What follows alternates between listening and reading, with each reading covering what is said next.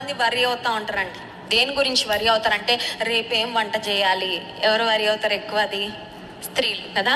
రేపేమి వంట చేయాలి, ఆదివారానికి ఏమి సిద్ధపరచాలి, ఏమి తిందుమో, ఏమి త్రాగుదుమో, ఏమి పెళ్ళొచ్చింది అనుకోండి ఇంకో చింత వస్తుంది. ఏంటది?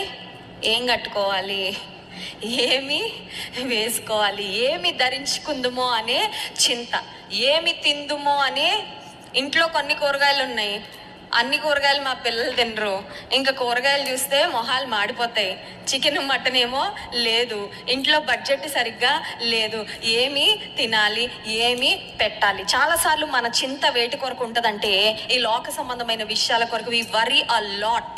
కానీ దేవుని బిడ్డలంగా మన చింత యావత్తు ఆయన మీద వేయాలి. Do not waste your time on earthly things. ఈ లోక సంబంధమైన వాటిని గురించి చింతిస్తూ నీ సమయాన్ని వ్యర్థమో చేసుకోవద్దు. నీ సమయం